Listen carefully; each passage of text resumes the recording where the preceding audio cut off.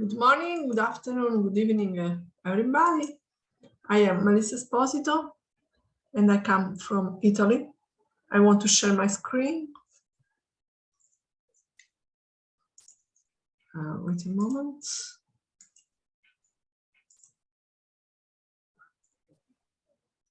I have to share this. Okay. Yes.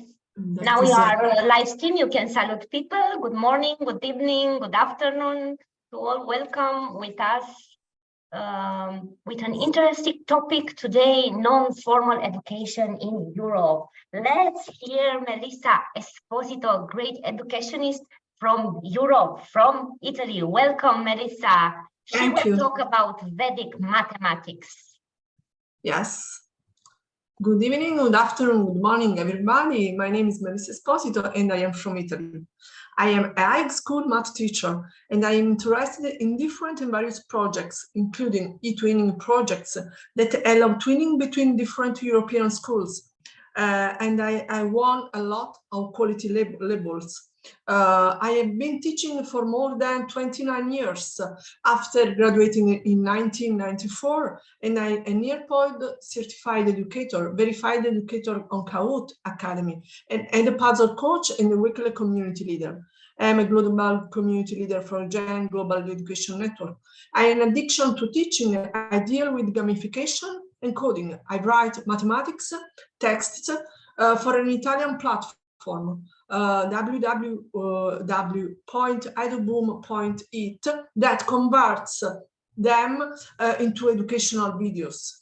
I write for a website about great mathematicians and maths anecdotes. I am interested in teaching methodologies, digital tools to be used in teaching, and I disseminate my knowledge throughout various international conferences. I am specializing in the Sustainable Development Goals of the 2030 Agenda, in particular Goal 4, ensure inclusive and equitable quality education and promote lifelong learning opportunities for all. I am very proud and grateful for being a speaker for IAU during this session. The topic I want to speak to you about today, it is Vedic mathematics. Vedic mathematics, I am sure that every few of you know Vedic mathematics. That is that quick mental calculation system based on a list of 16 sutras, aphorisms in Sanskrit, discovered in the early 90s by the Hindu mathematicians and Maharaja Bharati Krishnatirthai. His calculation strategies are decidedly creative and can be applied to a great variety of situations. Vedic mathematics is a more flexible and creative calculation tool. I often wondered where mathematics was born, and doing some research, I discovered that one of the states that contributed to the birth of this discipline is India.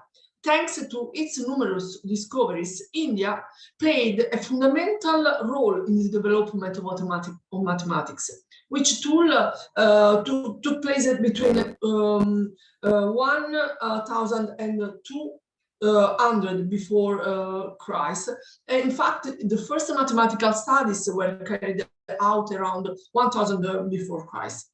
Try entering in the forest and feeling the harmony of nature, or listening to the sound of the sea waves. Will you ever say that this corresponds to the harmony of numbers? Mathematics can be within everyone's reach because numbers are our proportions, and proportions present in nature. Numbers are the basis of the development curve of the trends of life, climate, history. Furthermore, a part of our brain is made especially for maths.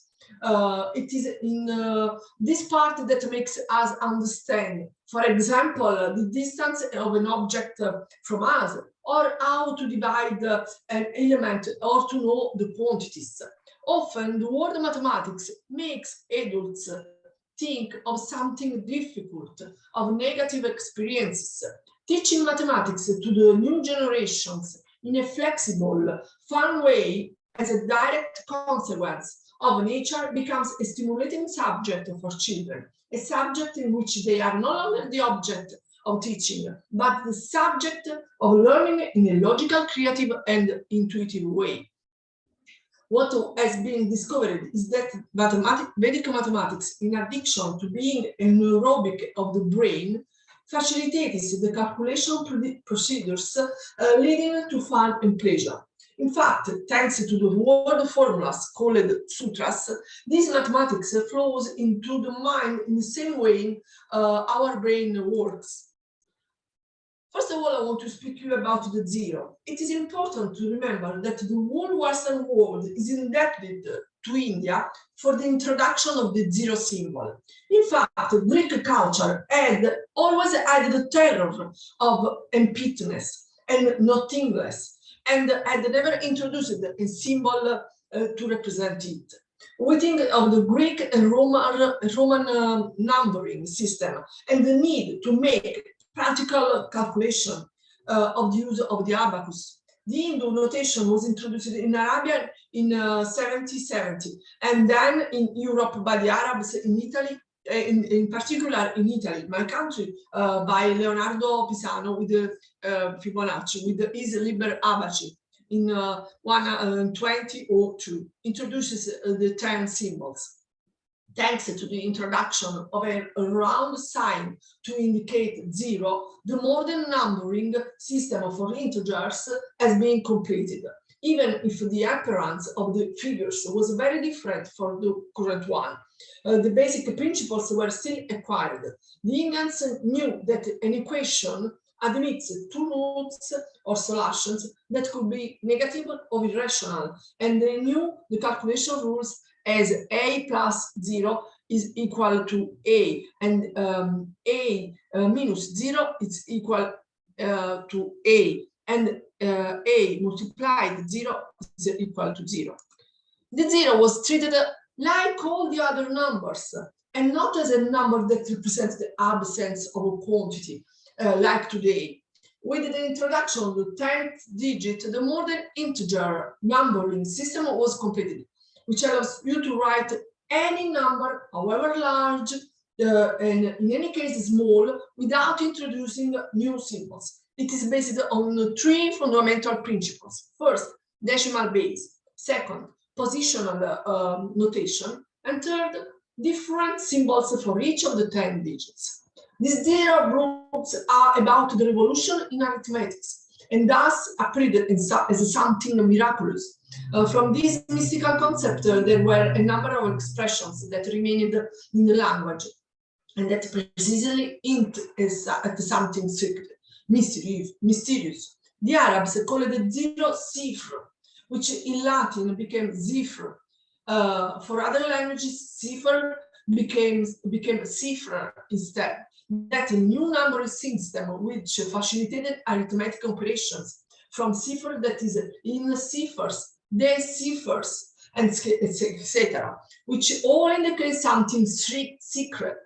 And these all the more so since, as we have seen, the Arabic numbering was hindered by the traditionalists and even prohibited by the church. It was in a council of cardinals in 2099 that the use of Arabic numerals was expressly prohibited. Even the major art of the traders of Calimala, via Firenze, in the same year issued a similar provision. But it is certain that many merchants used the new system in secret. These prohibitions helped to increase the mysteries in this number. The Indian developed excellent procedures and great technical skills, but they did not bother to justify the rules used. Their works constitute a collection of rules and problems, but they lack a logical arrangement between the various parts. India is not only the homeland of zero and the numbers that the Arabs brought from India to Europe. In fact, between the 4th century before Christ and the 3rd century after Christ, the Indian mathematicians were the first to develop research on set theories, logarithms, 3rd degree equations, 4th degree equations, square root extraction, finite and infinite powers, and algorithms for the computational or irrational numbers. What does mean Vida means? Vida means knowledge.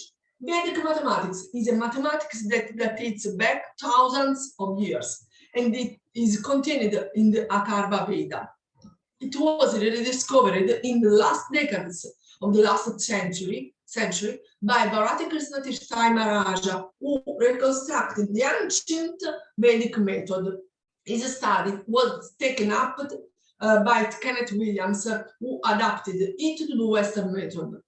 For some years, also in Italy, a teacher whose name is Anna Foglino has been teaching this method and training teachers so that adults and children and teenagers can receive concrete help to understand with ease, fun and creativity, a complete mathematical system that can be used in study and in daily life with the same ease with which the word is used.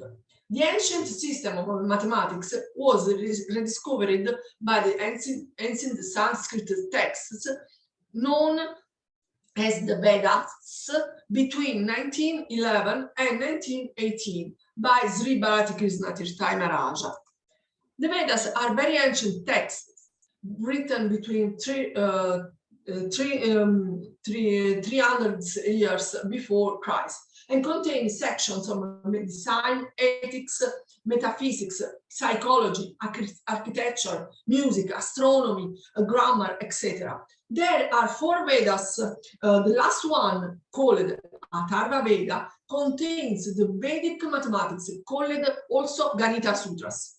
Bharati Krishnatishtai Maharaja, who was a scholar of Sanskrit, mathematics, history and philosophy, studied these texts and after long and careful investigation was able to reconstruct the mathematics of the Vedas. Bharati Krishna wrote 16 volumes exposing the Vedic system, but these were inextricably lost, and when the loss was confirmed in 1958, he wrote an introductory volume, Vedic Mathematics, published in 1965, where he explains the new approach related to the truth of numbers and of magnitudes equally applicable to all sciences and arts, underlining that great and true knowledge comes from tuitions, very different from the modern method. This book was published in 1965, 5 years after his death. According to his research, all mathematics is based on 16 sutras or word formulas that describe how the mind naturally works, giving the students a great help in the method. An example is the vertical and crossed sutra, for example. We have to speak also about Kenneth Williams. Kenneth Williams discovered the book written by Bharati Krishnatishtai Maharaja, Vedic Mathematics, in 1971 and developed its contents, applying the system in other areas not covered by Bharati Krishna, creating a structured and complete system that goes from elementary to university, useful for all life.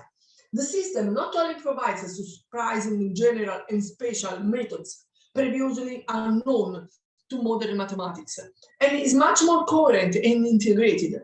Vedic mathematics is a system of mental calculation, as told it can be written. Vedic mathematics is the first element in the development of the combined logical creative faculties. It is that important basis for undertaking an harmonious intellectual and learning development that is respectful of all types of intelligence. Vedic mathematics created in India in very ancient times was developing in harmony with our brain, and this makes it easy to learn and remember. It's ultra fast and effective method. Also, it is amazing. I want to speak to you about some numerical expressions in Vedic texts. Since the Vedic texts have an immensely religious character and are written by poets, one cannot expect to find there sufficient information for a systematic description of the mathematical knowledge of the time. It is only possible to identify names of whole numbers, sometimes listed in sequences, of elementary fractions or simple geometrical figures, and also to find the elements of the practice of mathematics. For example, there is the term Ganaka, that means calculator, appears in some books. And in the lists of people to be sacrificed on the occasion of the human sacrificial rite. However, it should be noted that in the list of these Ganaka, destined to be sacrificed to the divinity of a marine animal is usually identified with an astrologer. With the divinity of wisdom. A list of 18 fields of knowledge starting with the 4 Vedas appears in these books. It includes, among other things, the terms knowledge of the stars, a term which generally means quantity, number, and which according to some here would indicate arithmetic. We do not know if in the Vedic era symbols were used for numbers. According to some scholars, the term asta in the compounds would refer to a symbol to indicate the number 8, for example.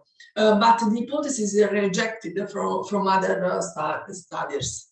The Veda of the hymns contains a number of numerical expressions. For example, Vedic poets had a particular fondness for 3 and 7 as sacred numbers, and frequently used multiplies of these, such as 3 multiplied 7, 53 multiplied 11, and so on.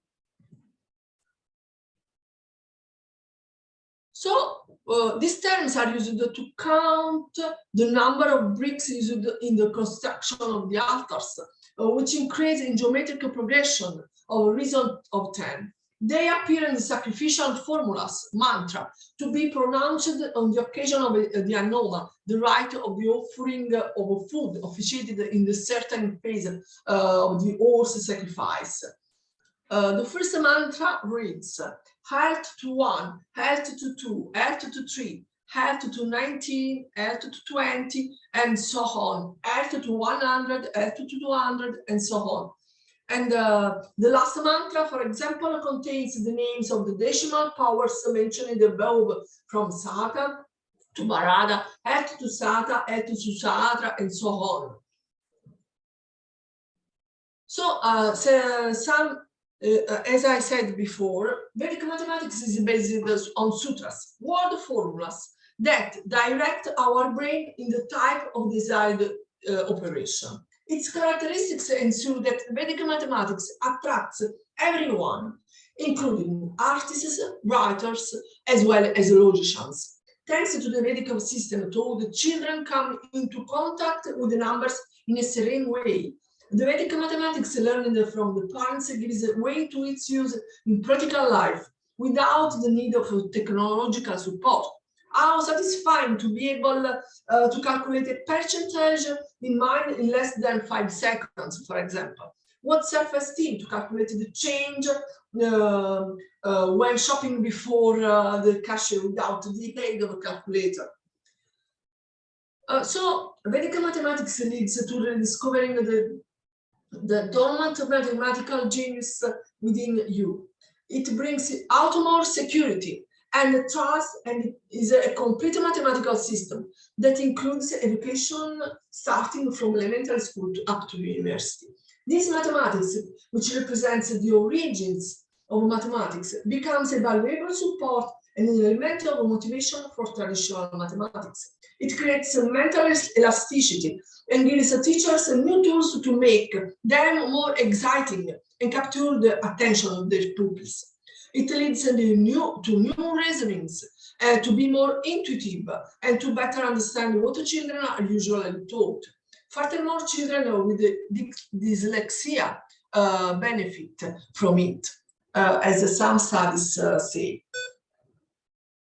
By Vedic mathematics, we mean in general the mathematics dating back to the Vedas, the sacred text of Hinduism, the source of knowledge transmitted orally throughout the sutras, which can be defined as aphorisms of Indian wisdom. So for some years, Vedic mathematics has been introduced in Indian schools and the University of New Delhi as organized for the year 2007-2008, a course in Vedic mathematics with the aim of making mathematics more attractive for students. Now it is spreading to the most prestigious American schools, presented as a flagship of their programs. In practice, it consists of a series of calculation techniques useful for developing greater flexibility in mathematical reasoning. Thanks to these calculation techniques, the students can more easily discover the new methods of solving problems and realize that there is no single correct method to solve a problem. In this way, school work becomes more creative and say the improvements of Vedic mathematics and increases the interest in the work that the student has to do in the classroom. The techniques of Vedic mathematics range from elementary calculus levels that can also be proposed in primary schools to more refined techniques that can be proposed to high school students or adults. The methods of Vedic mathematics allow, for example, to multiply each other 1998 for 1997 mentally in less than 5 seconds. They offer 16 basic sutras that can be applied in arithmetic, geometry, algebra, and numerical calculus. They contain simple methods, counting with the fingers and hands, and complex methods to calculate square roots and logarithms. The ancient system of mathematics was discovered, as I said, by Bharati Krishnatirath Maharaja. Who was this man?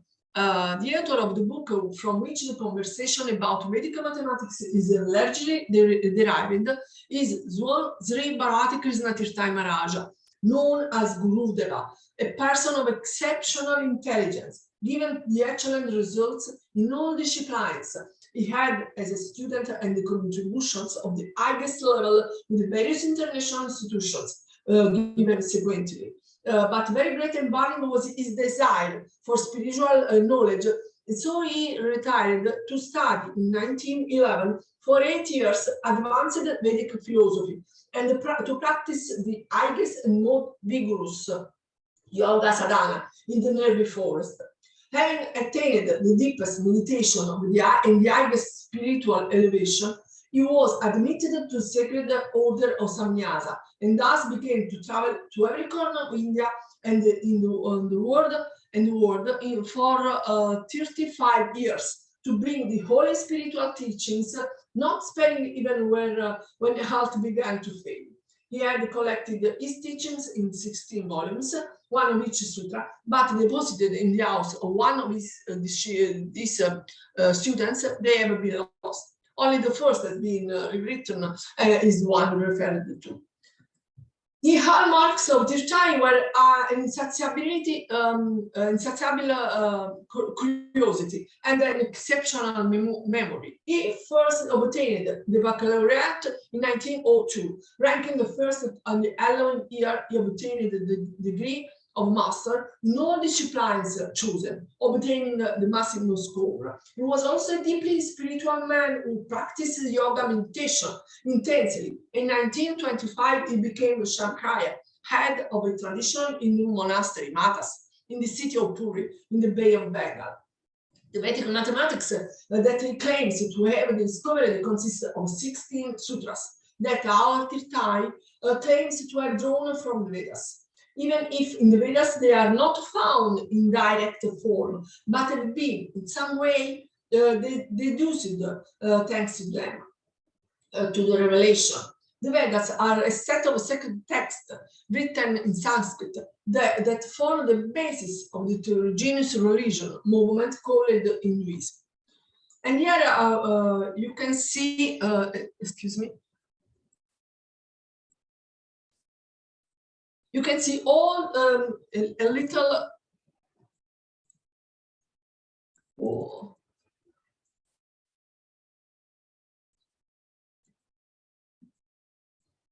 A small dictionary, sutras, aphorisms, or formulas used in mathematical Vedics. Dharma, the sum of all knowledge necessary for a life, well both individually as a community, and so on. The Vedas are the oldest documents of the human spirit that we possess, written in a year coeval with the oldest known so far evidence of social organization.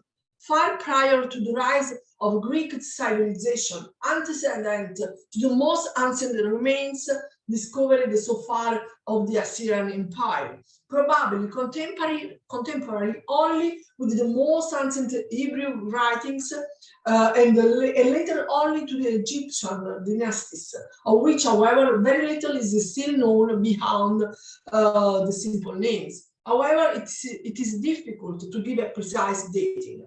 The Vedas, according to Hindu philosophy, represent an inexhaustible source of knowledge, both in spiritual and material matters. Their richness comes rather than from the laborious, inductive, and deductive methods of traditional mathematics, from a direct gift of elevation received by yogis after a long journey of meditation, straight from the perfect, immaculate source. In any case, any substance like it must be demonstrated with a rigorous logical method. We must not confront the mysteries of the Vedas with the dreaming eyes of the poet or the seer, but with the attentive and critical eyes of the physicists. And the physicist is deliberately chosen as the emblematic representative of scientists, because just recently, ancient knowledge and modern physics have found significant and suggestive correspondences and parallels. The basic premise is that the universe we live in has a basic mathematical structure, and therefore to know a fact and obtain a result in any field, precision and application of rules is required. This can be done consciously or unconsciously, as is the case with animals. Man has made his decisive contribution to this gift. The wise men of ancient India, having studied and meditated on physical nature and obtained the great Vedic philosophy, they realized that the visualization of reality takes place throughout a mysterious work of numbers and figures, and they deduced the mathematical philosophy. This is the list of the main sutras. For one, more than one before, the second, all from 9, and the last from 10, vertically encrossed, transposed and applied, and so on. These are 16 aphorisms, where mathematical formulas according to Tirtai, even though they seem like esoteric or numerological formulas, Tirtai said that there were rules for making calculation. For example, the number 2, the one that says all from 9 and the last from 10 applies when you have to do a subtraction in which a power of 10 appears.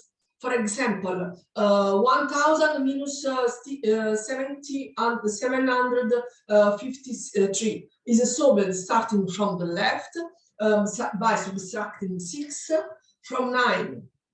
Again, 5 again from 9 and 3 from 10, the last from 10, which result is 3, 4, 7.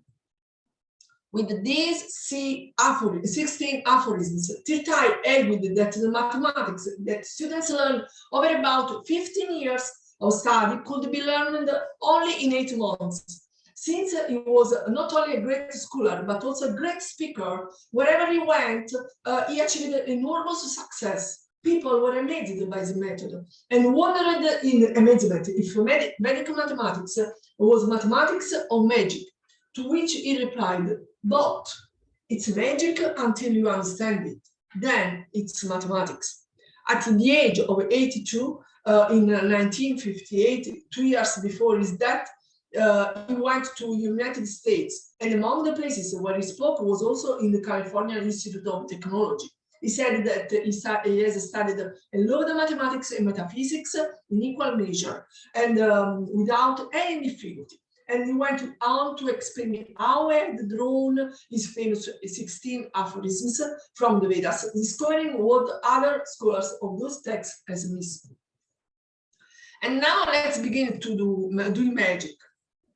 I want you to let you see how we can multiply two numbers between 11 and 10. For example, I want you to multiply a number 13 multiplied for 16. So we have to add the units of the second to the first and then multiply for 10. So we have to add 6 to 13, and we obtain 19. And then we have to multiply for 10, so we obtain 190. Then we have to add the result of multiplying to the new units.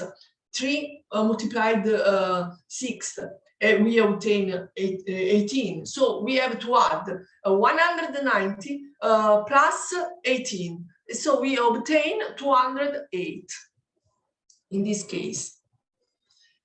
This other rule is to square a number ending with 5. To calculate the square of a 2-digit number ending with 5, proceed as follows.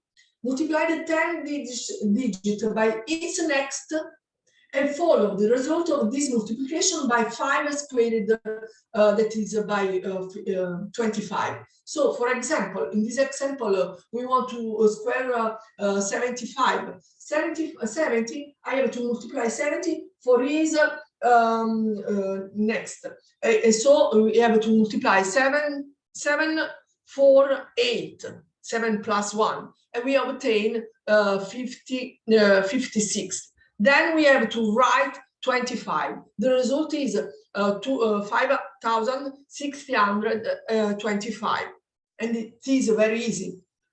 And and if we want to square a 2-digit number, to calculate the square of any 2-digit number, proceed as follows. On the left, write the square of the 10 in the center, multiplication between the digit of the 10 with the digit of the whole multiplication.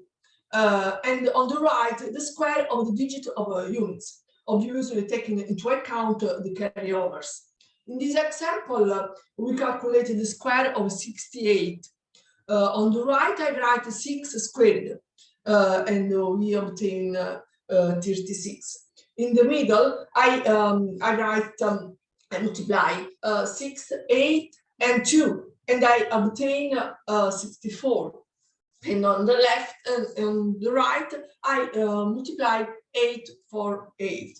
So it gives, we have to add everything. Then I write the final result is therefore 4,624.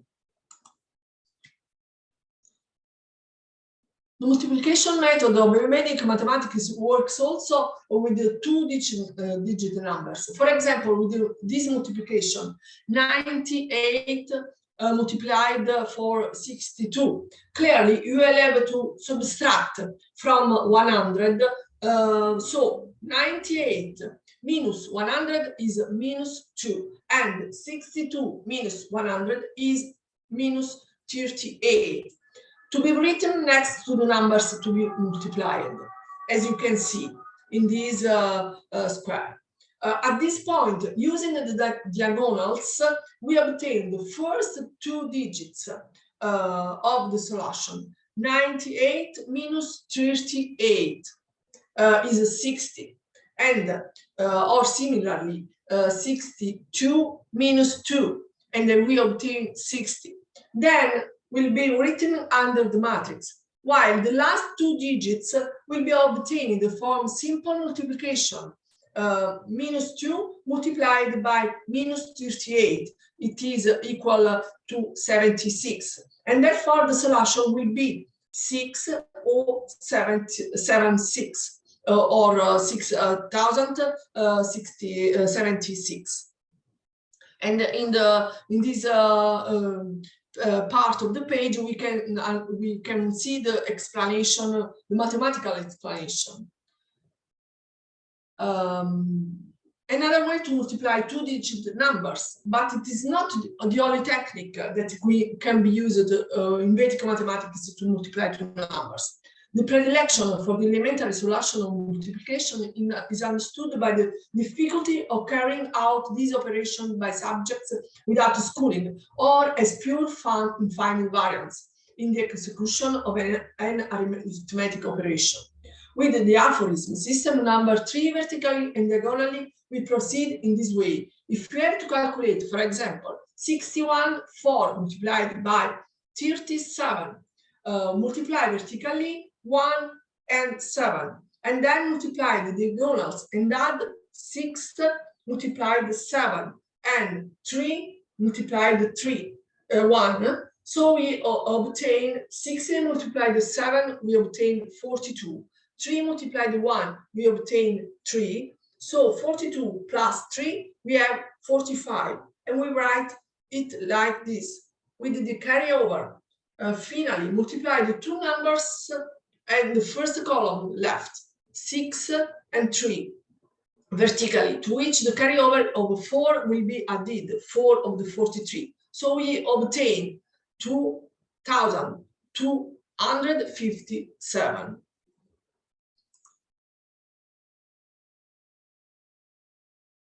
And I want to speak about Alex Bellos, the Guardian journalist with a degree in mathematics and philosophy, and the author of the wonderful world of numbers, argues in general that the techniques of Vedic mathematics are faster and more practical in carrying out these elementary arithmetic operations. Comforted by some teachers who use the method by observing how students learn more easily. Their thesis is, it is true that with the classical system you have or should have constant control of what you are doing, while the Vedic technique is more obscure, but the boys are able to perform multiplication faster. So they wonder why continue to teach the classical method to pupils who cannot understand it, and not an alternative one, perhaps teaching the classic one later on. Mathematics is rigorous, but it is also creative. There is often no single method to obtain a result.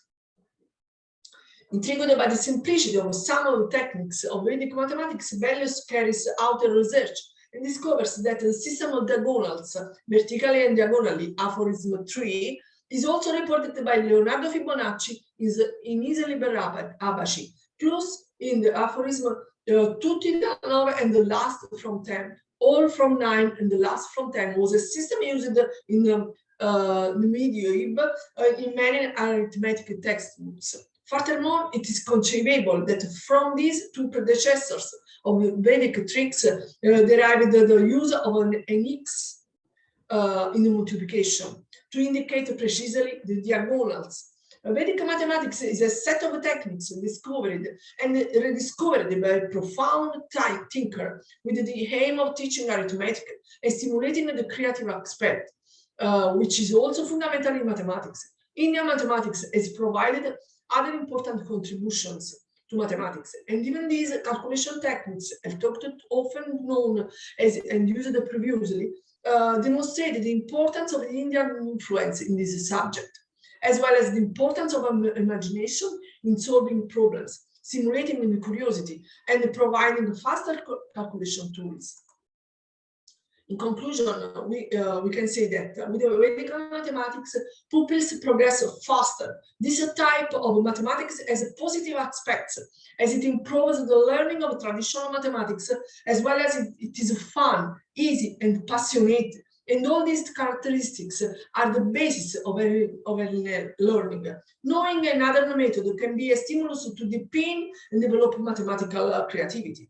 The characteristics of Vedic mathematics creates security and self-esteem. There are different ways to find solutions. Therefore, it favors cognitive development and problem-solving skills.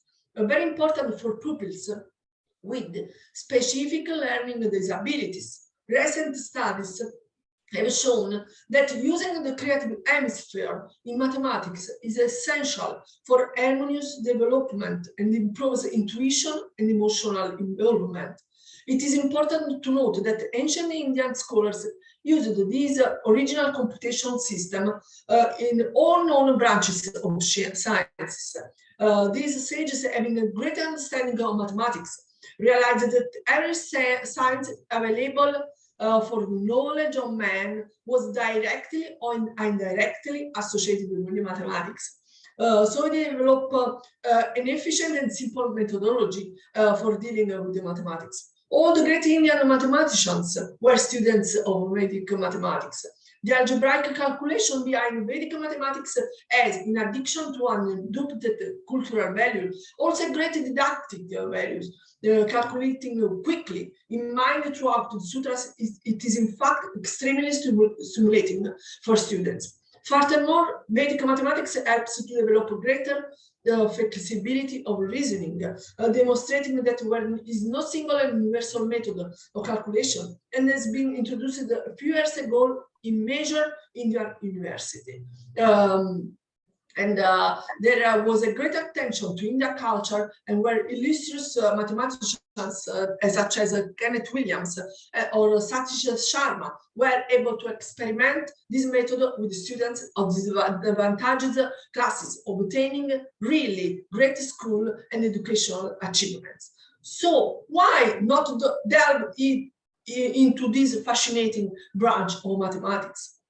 My speech is ended, and I thank you all for listening to me. This is my phone number, and this is my TikTok channel if you want to see my videos about Vedic mathematics in particular.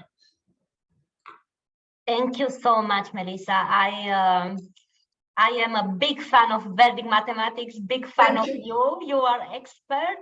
You are also the country director of IIU WAC, Women Entrepreneurs Council, and proud of my country director. A great teacher from Europe, Italy. This principle of this calculation technique is taught in prestigious school and institution and normal school from Europe around the world, and is also used in the field of artificial intelligence, Melissa, right? Or in the creation of complex programs. Melissa, I want to answer me at one question. What does non-formal education means in your opinion? What does the non-formal education means in your opinion? How is in Italy? How you apply in Italy this? I use a lot of different teaching methodologies to use not formal teaching methods, because we have to learn from everything, in every way, from real life. In particular with the mathematics, we have to teach to render it very easy and very interesting, and compare it with the real life. Daily life. Perfectly. Thank you, my dear Melissa. You will see the message later, the message from people who is live for our European teachers. We'll go further. I want to tell you a few words about IIU before Laura will come and will share her presentation. International Internship University is a leading virtual education system and global brand confederation, which is the most valuable and trusted worldwide and well-reputed in delivering innovative programs. Globally is a trusted name for quality training programs and is committed to providing better and virtual education to all the young learners of the globe. In a short span of time, IIU has spread its wings in 195 countries and 6 continents under the strong leadership of its visionary founder, Mr. Piyush Pandit, a committed and inspiring social activist, a passionate educationist from the last 2 decades providing education to students from various social and cultural backgrounds. And we see this daily. This is happened daily. For me, formal means rigid, subject to schemes from which you are not allowed to leave. It means repetitive, coercive, destructive of any attempt to come out with a head higher than the others. It means bringing everyone to the same common denominator. I am a fan of open mind, of an open mentality, and I sustain the change, this big change in education, because we must start for the base of pyramid. Now I want to invite Deputy Country Director IIU Romania, Laura Stanciu, of course, from Romania. Hello, Ermina. Greetings, everyone. I'm Laura Stanciu from Romania, and I am honored to be here with you today. Am I audible? Yes, you are very audible, Laura. Wonderful. As I was saying, I'm honored to be here and to be able to give my view on non-formal education, which is, in my opinion, very important form of education, a very important way of forming the characters and the minds of our students. And today I want to focus on my favorite form of non-formal education, theater. Let's see what's happened in Romania. First of all, yes. First of all, a bit about non-formal education. What is it? Why do we need it? There are many ways to learn, whether knowledge, skills, or attitudes.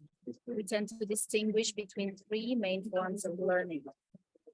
The first one is formal learning or formal education, and this is the organized education taking place in schools and universities. It is structured and prepared by a teacher who disseminates to the pupils, all of whom are meant to reach redesigned learning objectives. Informal learning is everyday experiences you encounter, which stimulates some kind of learning outcome. So everything that happens around us is part of our informal learning. This form of learning is neither structured nor planned, but can occur any day, and it gives us some of the most important skills and knowledges that we possess. Let's consider, for example, how you learned to walk, how you learned to speak in your mother tongue. Everything you know, everything that makes you a person first came from informal learning. And non-formal learning or non-formal education is a kind of mix between the two above forms of learning. It takes place outside of the formal education system, but it has an explicit goal of generating learning. There is no teacher involved, but the process is typically guided by a trainer. Everyone contributes, and we consider everyone to be both teacher and student at the same time. Non-formal learning requires voluntary and active participation, and is, as such, closely linked to the participants' own needs, wishes, and interests. And there are many examples of non-formal learning, and this might include job training, voluntary work for an organization. It could mean an international youth exchange or competence development through a training course. Non-formal education is the education imparted outside of the educational forum. It explains the various educational activities conducted for better and informed growth. However, non-formal education comprises courses different from the institutions or by any scheme allotted by government funding. It only focuses on learning outside the traditional school system. Non-formal education is achieved from the learner's intentional effort to master any activity beyond a set of rules described as informal education. Non-formal education refers to that education which occurs outside the formal school system, and there are certain differences. While formal education serves a long-term general education that provides the foundation for any individual's whole life and career, non-formal education is known as short-term or specific education that serves to satisfy the needs of individual and the communities. Formal education qualifies individuals with certificates. It enables them to obtain specific socioeconomic positions in the wider society, while non-formal education provides the learning that is immediately valued for that person or for the community. Formal education has a certain duration. It takes a certain amount of time, while non-formal education might be short, might be contained within a very short period of time, or it can depend on a certain activity. Formal education is oriented towards the future, towards developing a career, and it helps the students to lay a strong foundation on the basis to face their future society and their economic needs. But non-formal education facilitates immediate learning. Formal education takes place in educational institutions like schools or places which enable learning. And there's guidance offered, while non-formal education does not necessarily take place in schools. It can be varied depending on specific facilities which offer this kind of education.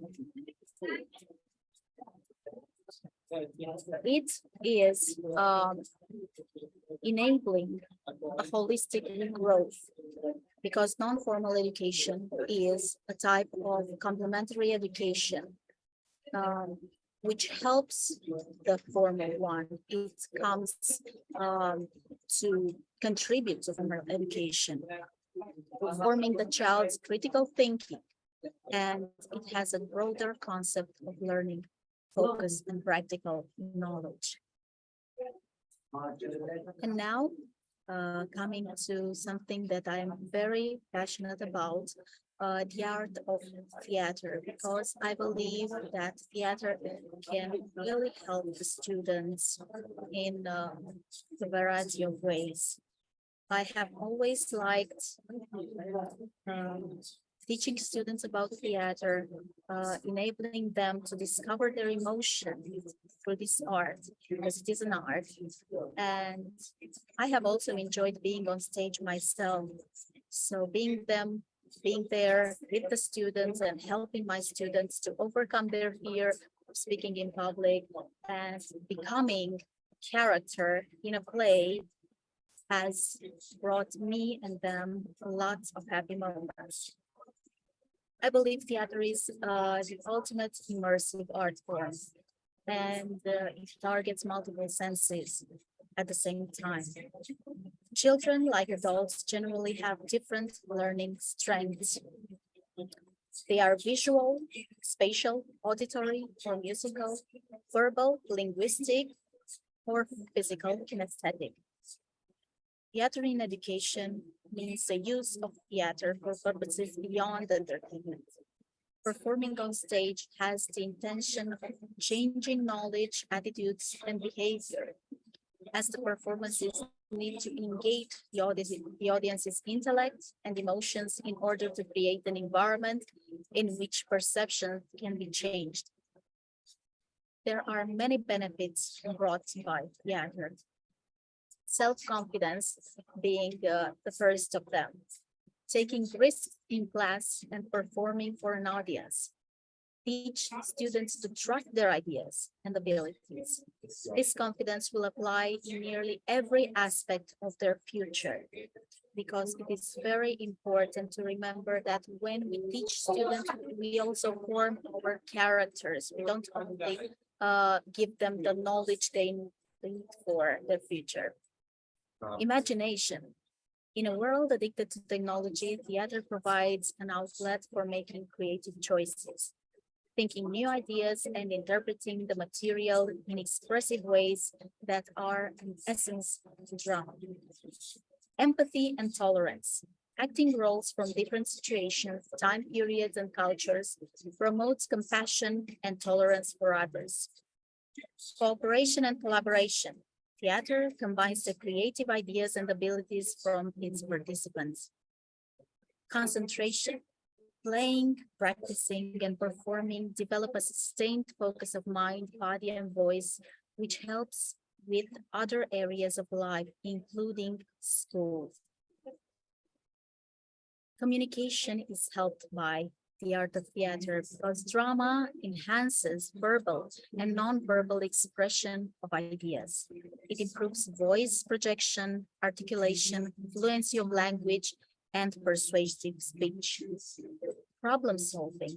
Students learn to communicate the who, what, where, when, and why to the audience. Improvisation fosters quick thinking solutions, which leads to greater adaptability in life. It's also fun. Theater brings play, humor, and laughter to learning. This improves motivation and reduces stress. Trust. In theater, we have to trust each other. The social interaction and risk-taking in drama develop trust in the self, in others, and the process. Memory.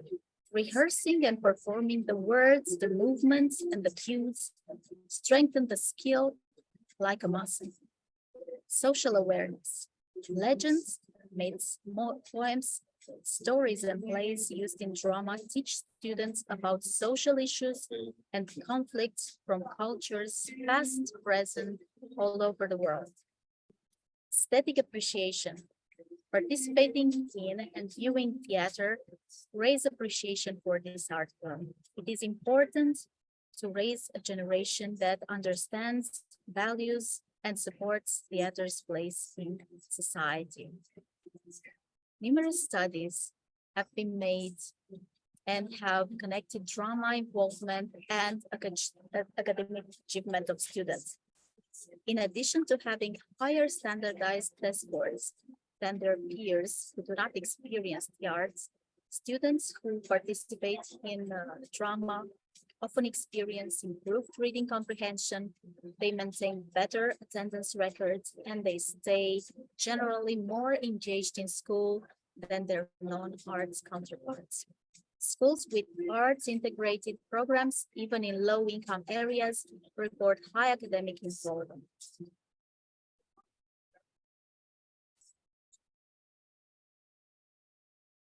Theater helps to build self-esteem, and this is maybe one of the most important benefits that it brings.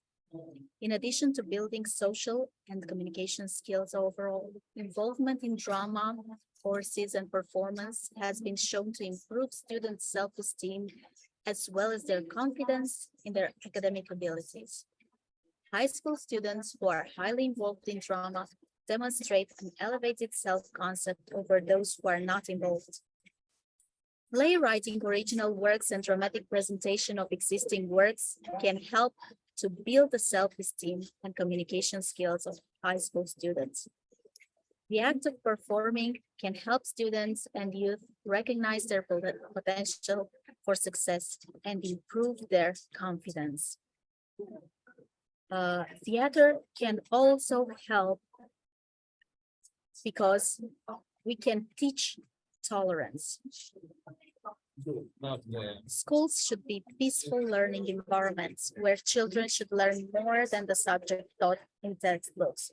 They should learn the lesson of tolerance and acceptance, of cooperation, sharing ideas, kindness, empathy, and respect for the others.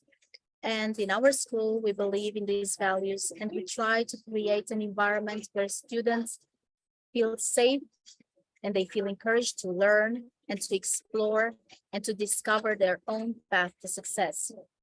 And some of the activities that our school has initiated in order to create this safe and harmonious learning environment for all students are our theater festivals.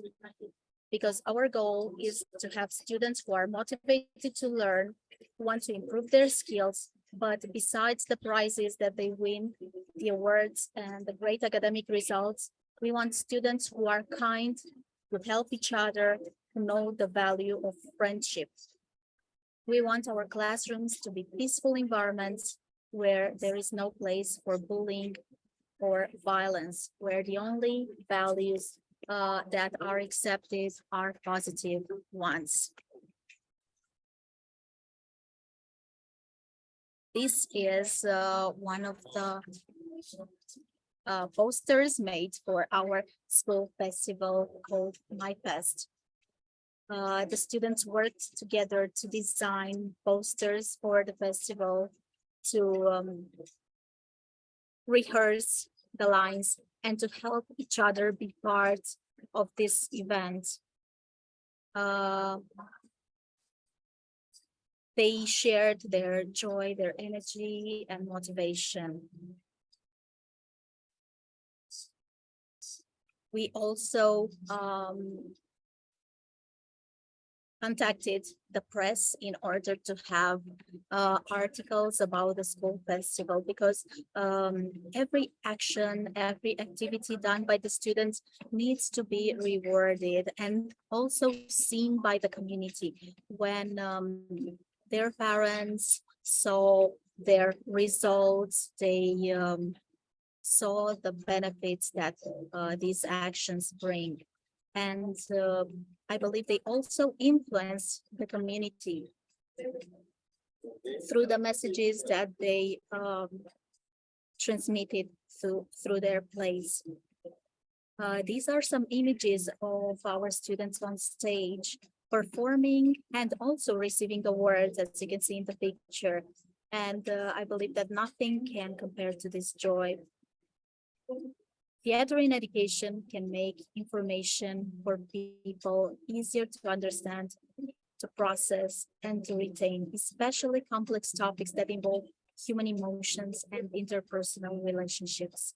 Theater provides a cognitive playground in which students can experiment with different choices, and they can experience the consequences of their own and their others' behaviors in a safe environment. On stage, they can become somebody else. They can experiment with emotions.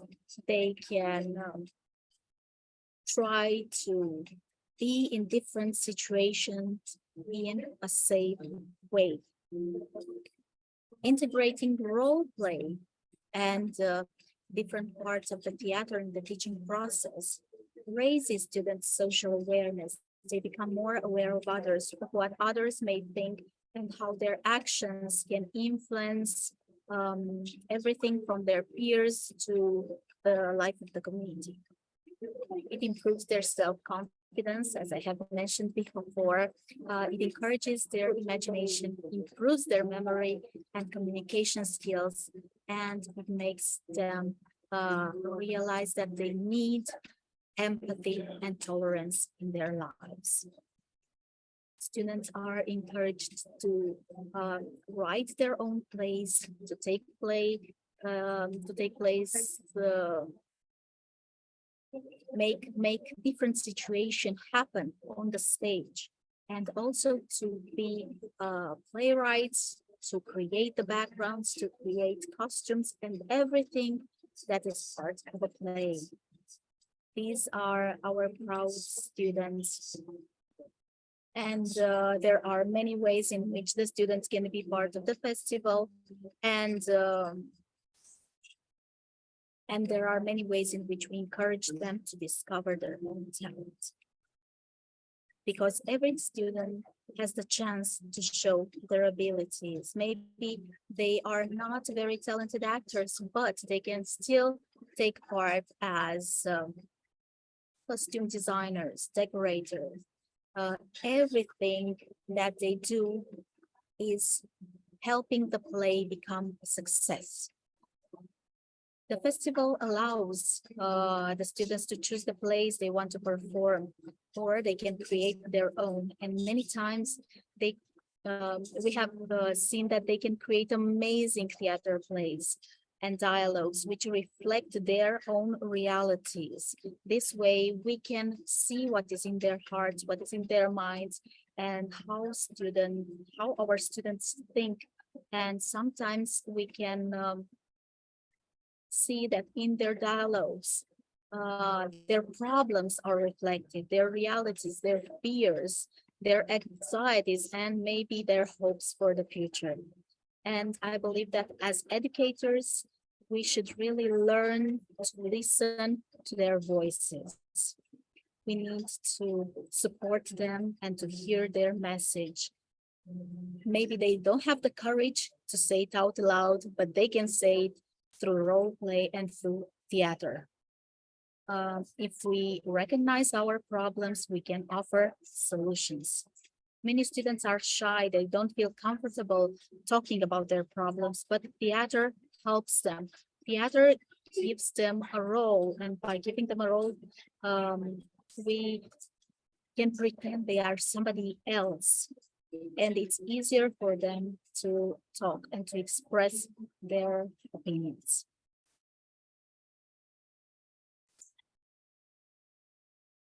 Our talented actors in many instances.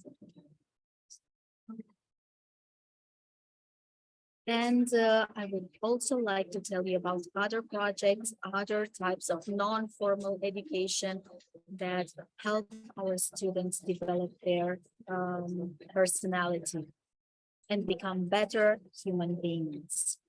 This is a project called the Steps of Positive Messages. The first step of this project was for the students to find positive messages that they would like to transmit to their peers in order to make their day brighter and to encourage them to do better at school. And some of them are offer someone a smile, follow your dreams, learn to be happy, be human, achieve the impossible, choose your words carefully, spread your wings, color your world. And these messages were put all around our school on every step that they encountered on their way to their classes.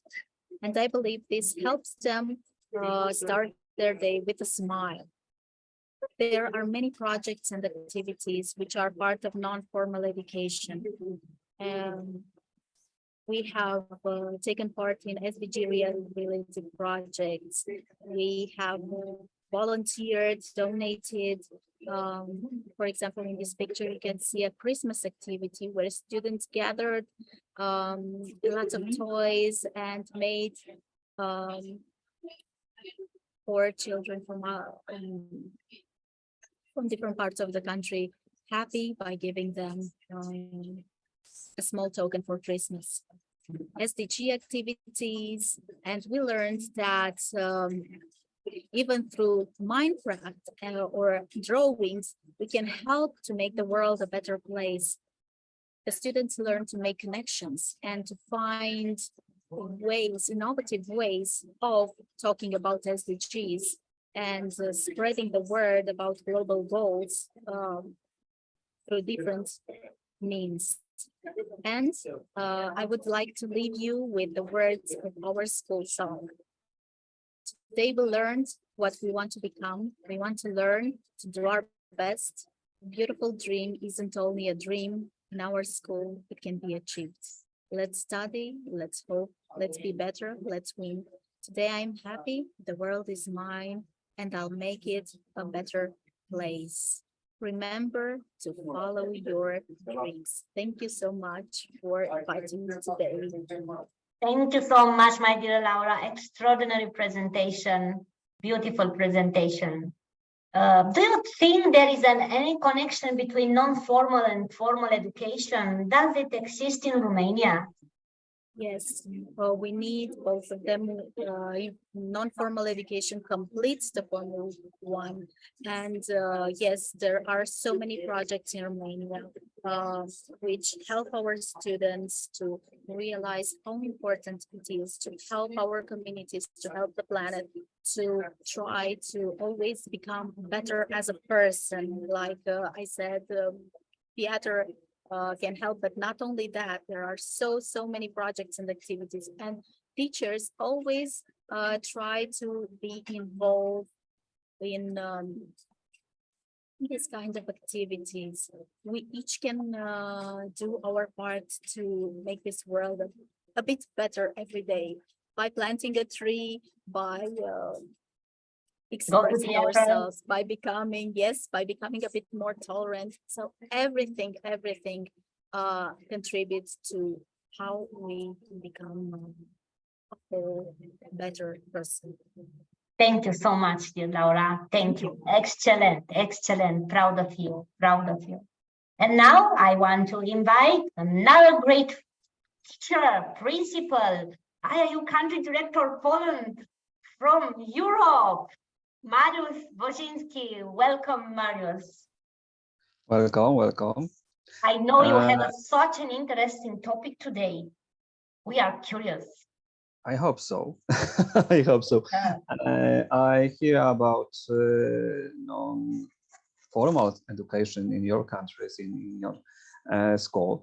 And first of all, what I want to say, and I work with my kids, with my students, I first say we don't use presentation. I hate it. I don't like it because it's a formal. I want to work with creative. We make our information. We looking for information. We use ICT. We use technology, and we use our phones, use internet, use computer, and so on, so on. But I have short presentation, and I will talk about my school very short, because I think it's the most important to me. It's that's what I want to say. First of all, I want to start to say about me, about my school, about my students. I don't work in, how you can say, normal school. My school is a special. I'm science teacher. I teach biology. Sometimes I do chemistry, mathematics, and physics, and so on. I work in non-public primary school in integration classes. I'm a school coordinator about project, and how you see, I ICT supporter. I like use ICT in my work. First of all, if you are laughing at a child with a different, while laughing for his synonyms is great from your interest. You need to know that my student, mostly like to be a normal. They normal work, a normal student, but they use another education. It's one of my students. How you see, they're very like changing the world. They like change everything. They like to change education. We don't go to school and don't teach them biology, chemistry. How about normal school? When you say, just open your book, read page number 25, and tell me what you read. No, absolutely. We don't use books. We don't use these formal skills. We like to talk with them. We like to spend with them, and most how we can, more time on our lesson. How I say, we are not a non-public school, but our kids, our parents don't pay for education. And Most of our students have, I can say, problems. Most of them are autistic, but they are really normal kids in our school. For now, we have 189 students, but how you see, 75% have various disabilities. But we have many therapists, many teachers, and we spend with these kids many times. I think they're happy. How you see?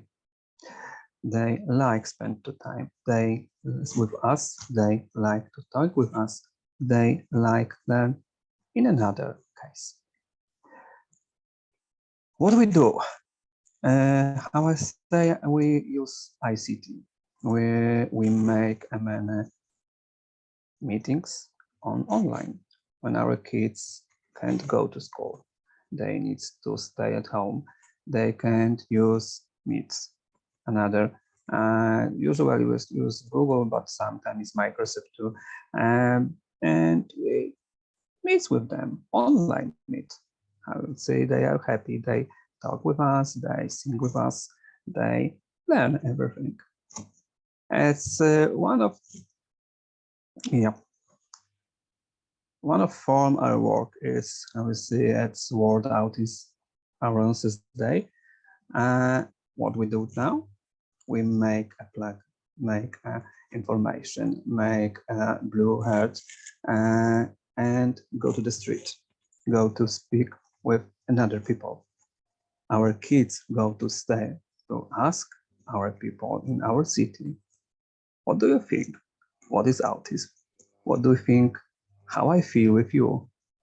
What do you think? How you can help me? I think it's the most education form for them. They don't teach how to use, how to work, how to be one of the people in this place. No, they want to help another kids. They want to know how another people think about them, what they think about them, what they want for them. And I think it's the most important for us. Yeah, we use theater too. We make a theater, but our autistic kids don't want to say anything, don't want to go. And how you see, we make a shadow theater. They like to spend time on the sand, but they don't want to. They don't want to go to sand. No. Interesting facts. Our school is one of 14 schools in Poland, which one participated in the Polish Wikipedia project. Its name's Wiki School. We use Wiki.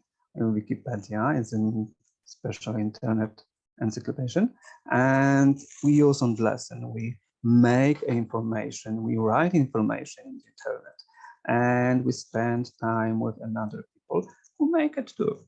And they tell us how to use it, how to make, how to help, how to change.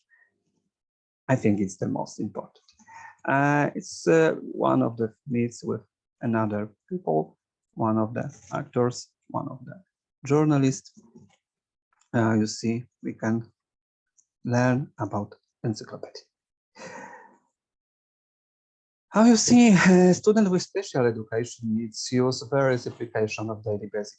We use ICT, and our student with special needs use it too. They love to do it.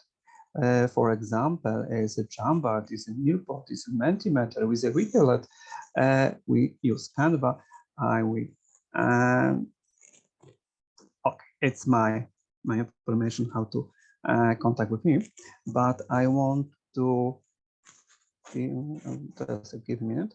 One of our presentation. I can't do that now, but just a second. With Canva, what we can do on Canva, how you feel? We make posters, we make information.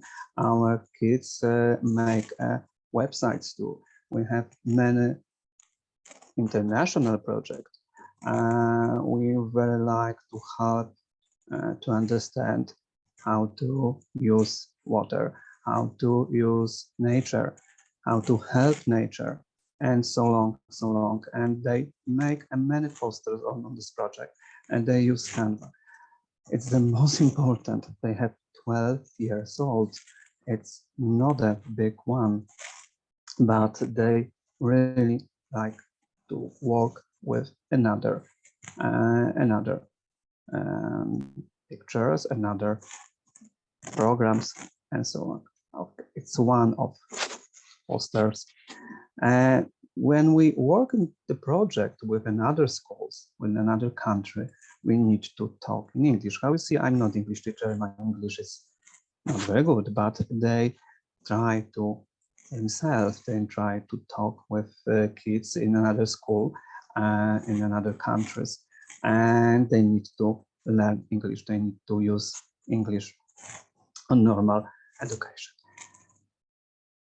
I think I can finish my presentation because I talk with you. I work very like when you ask me about that, how you can change your education in your school, in your country.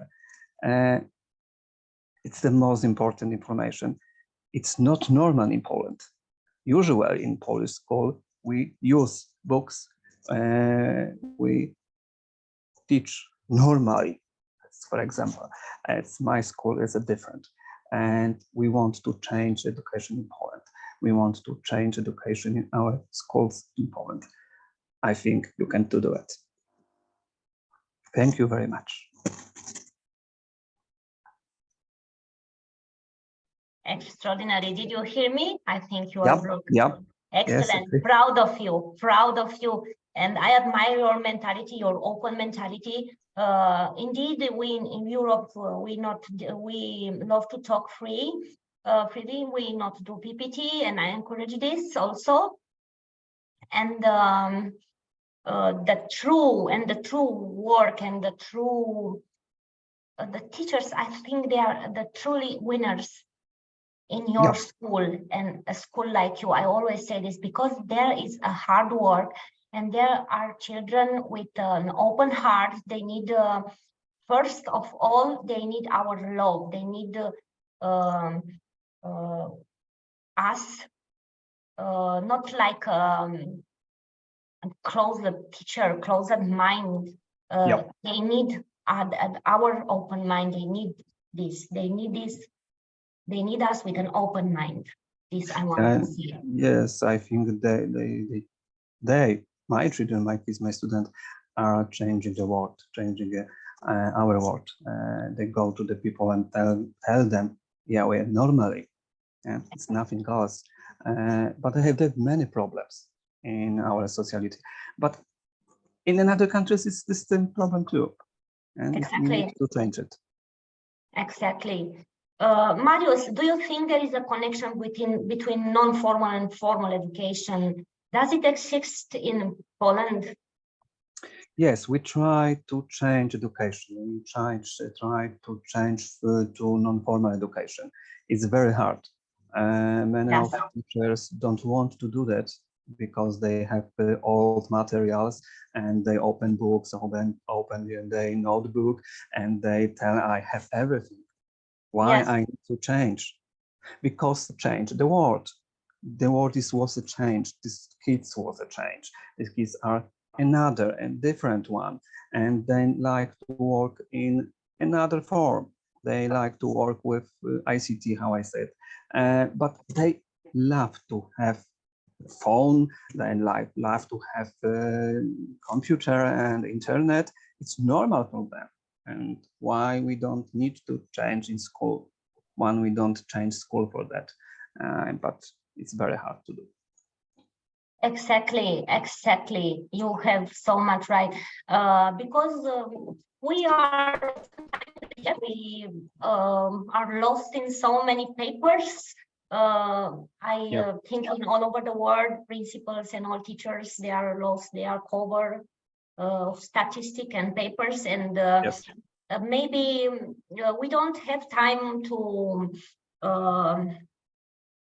try to change this mentality, but I think with little step we can do this. They need leaders, they need strong leaders, and they need to be supported also. And how I can say, you all teachers, you can't be this leader. You can't change that. Just start it. Yes, and from my point of view, a concrete definition for normal education does not really exist. It's about heart, it's about your mentality, maybe. From my point of view, the essential differentiator of non-formal education is, first of all, its voluntary character, because it takes place outside the official curriculum. I always tell that the official curriculum is just a skeleton. We not must follow just this curriculum. It's yes, it must be at the base of curricula, but we can. Often it does not lead to an official certification recognized, say, on the labor market. Non-formal education ensures the autonomy you need, that is to learn how you want and when you want, and above all, it takes you to the level where you end up being able to make a good decision for yourself, both personally and professionally, maybe, Mariusz. I don't know. It's just my job. And I think the easiest and simplest will be for me to explain that non-formal education is any education activity or any act of learning that takes place outside the school, in the absence of that curriculum established at national or regional level and without the constraint of grading system, not only in Europe, I think all over the world. But explaining this way, non-formal education starts to look like a kind of rebellion and protesting sister of education, as we all know this. Just my things. Yeah, exactly. I don't understand why we don't go out of the school. Why wanting to go to outer school to get a lesson, to make something. We can go to outer school and make it, not just biology, however, but it's, we can make mathematics. School without doors, without windows. Yes, and it's amazing world. And it's a very social. You need to make them. They for the last 2 years, when our kids was close of this house, and they use just computer to communicate with us. For now, it's amazing time when we can go. Let's go out. Let's go to talk and other people. It's amazing. We help them. We help them not just in the lesson, but we help them with psychology. They need to talk with people. And we can't do that, and we need it too, but we just need to start. Exactly, we just need this start. I will share my presentation. I did also a presentation. I don't love this, but yep, I did. If I ask you, I did. Yes. Non-formal education in Europe. Let's see. Hello, I'm Ermina Raescu. I am your country director, European expert in education, trainer, and mentor authorized by the Ministry of Education. I will say a few words of John Amos Comenius. I love this. In Didactica Magna, a person endued at birth with the seeds of science, morality, and religiosity, seeds that through continuous systematic, organized work result in the education person active, creative, and independent personally, which actively helps with society development. Non-formal education has become a favorite topic in the public discourse about reforming education system, a solution to make the crisis in education more efficient. I think that's right. All we talk about education, about restructuring the system, about all this, but we do this work personally. Because if we do this, I think we'll see some results. The change can become from inside us. It is the place where we run away from home when we no longer like the system? You can share in chat live your answer. Reaching a tipping point, do we use it to improve the education system, or does it remain in the realm of personal choice? Please, I want to see your answer in chat. Characteristic of non-formal learning, and I have just this like a theory. It is centered on this individual and his needs, interests. It takes place in an organized way outside of school. It is not mandatory. Whoever wants to participate. It allows the assimilation of new knowledge, ideas, vision. It uses practical, interactive, and diverse training methods. It has no age limit. Yes, it has no age limit. We can do non-formal education for people of, I don't know, 100 years, if they are open. God bless us. It is based on lifelong learning. All life will learn. I still learn day by day. What are the benefits of formal education, non-formal education? You can create your own education program centered on your children's and interests. It supports the process of self-knowledge that is the basic of human development. It provides a better understanding of society and the environment. It determines an active and participate attitude. It stimulates the development of new skills and talent. It helps to form a person's set of value. It helps individual development, but also integration into a team is very important because so much people not know to work in team. We are so individualist sometimes. I will do. We don't know to work in team. This is so true. All this benefit derive from the fact that non-formal education puts the individual at the center of training process and provide the necessary environment to identify and develop personal inclinations, skills, and abilities. A special advantage of non-formal education consists in the way we learn.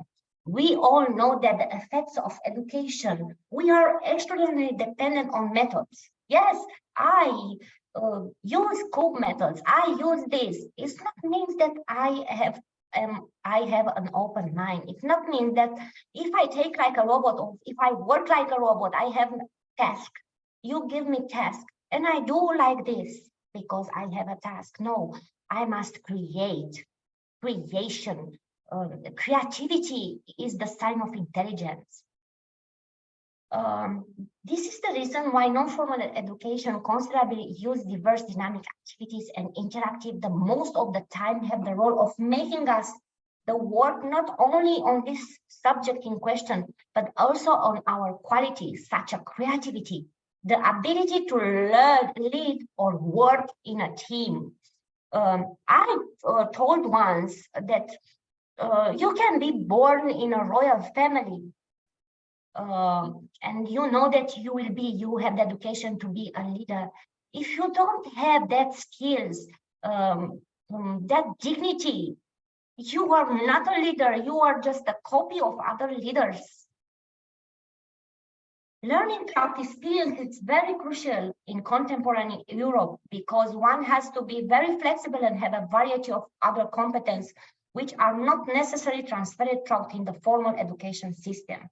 Europe faced the challenges of modern era, which consist in changing the economic concept, but also in changing the composition of society, which is now multi-ethnic in many European countries. Yes, all start from education. If you don't have a level of education developed, you don't have a developed country. As an inevitable consequence of this change, the concept of education is changing, which turns into a modern one that involves lifelong learning. European experts in education are convinced that formal education is no longer able to provide answer to these challenges, using exclusively its own strength and values, but needs a strengthened in the sense of practicing non-formal education. The modern concept of education regards education as a lifelong process, that is a learning process that takes place throughout life. in contrast to the traditional concept in which education is mostly acquired from schooling. If we establish clear and comprehensive quality criteria for non-formal education and thereby recognize it as an important part of modern education, there is a danger that it will become so similar to formal education. This is the trap. Because if I organize, if I try to make a rigid scheme, a rigid concept, will be the danger that this non-formal education to become so similar to formal education that will lose its specificity and, in a way, paradoxically, to lose its value. And I observe this. Many people think if I go at the theater and I make a picture and I will share in my social page, social media, people will see that I'm an open mind, that I do. No. The important is that child. We must be centered, the education must be centered on the child, on the soul and the mind of the child to develop. In the European view, non-formal education is the complementary and irreplaceable part of the entire educational process in European countries. But I think that the most important from a human point of view is the fact that non-formal education is recognized as a strong and quality response to the various needs of modern people. This is where the freshness and energy of this new power of modern society is hidden. To hold the child in a soul, to hold the child's soul in the palm of your hand is certainly a privilege. But being important in a child life is perhaps a divine gift, is my favorite words by Jean-Jacques Rousseau. And the change in the system must start from us. Teachers need to become agents of change. And I think that each of us, wherever you are, wherever in the corner, in which corner of the world you are, I think that each of us, if after every class or school day, we give us a few minutes of reflection, what I did today, what I really did. I did something good. I don't know. I work in team so good. I help someone. If we do this reflection, we will have a lot to learn by our mistakes or by our good facts. Exist in education as in life windows of freedom. Why window and not door? I ask you, please answer in the chat live. Why window and not door? We say that our eyes are the window of our soul. I will answer you, just my point of view, because we don't go out the window. The window will open from the inside. We are protected. The decision to open is belong to us, even if someone else once built it. Light can penetrate throughout this window, even if we choose not to open it. Will come. Take the chance to be the change. Take this chance and try to be the change. Even you are in Europe, even you are in Africa, even you are in Asia, even you are in USA. You can be a change maker. Thank you so much. I hope my presentation was okay. I hope will be the last. Thank you so much. Thank you so much. Mariusz, if you want to say some words. No, I just want to thank you, and I need that in future, our teacher who wants to change education in the world will be many hundreds, many thousands, and just be yourself and work with your kids how you want. Perfectly said, perfectly said. Thank you so much, Mariusz. Thank you so much. Thank you, Melissa. Thank you, Laura. Was a wonderful day together. And now I will share your answer. I'm sure that will be, I downloaded before with some time before to talk. We have the best feedback from our people from chat. This is wonderful because we can encourage each other. Together we can be stronger, more stronger, and we can be change makers and leaders for the future generation. Let's give them wings. Let's help them to grow healthy with a great mentality, with a positive mental health. Thank you because you was with us today. Lots of love from people, from teachers from Europe. Thank you.